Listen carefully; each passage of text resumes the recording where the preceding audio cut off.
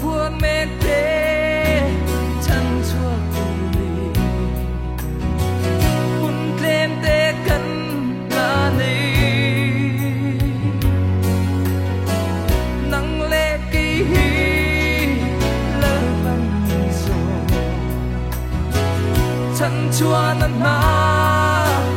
thong zel turi kan sam don lo kan ne nge do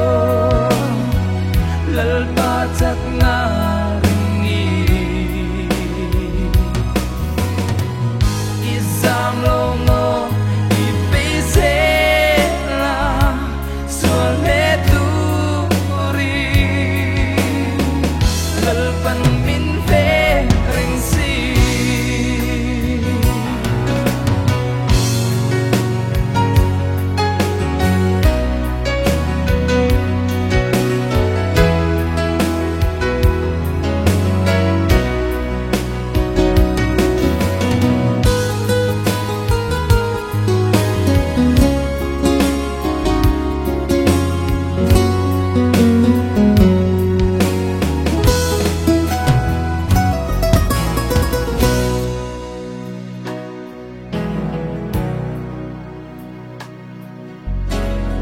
lal pa lu kal le ni a ngai da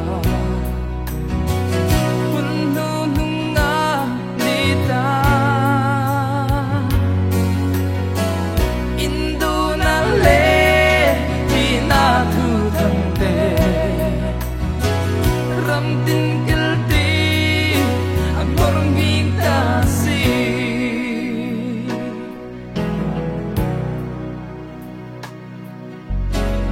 sual phuar mek te kanaran kaina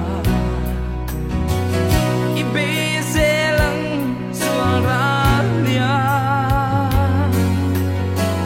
kan zam don lo chan tu kan ni si ati na cross and then ani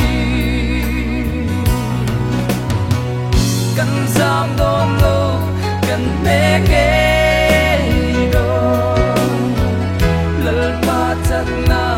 ringi izam lo ngo I pe se la sual me tu ri lal pan min ve ring si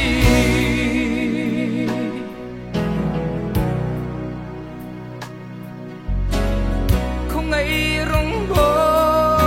nước namin beki kan thok zel dom ring mamin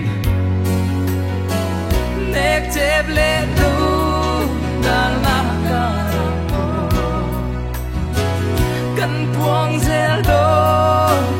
chan chin tra hi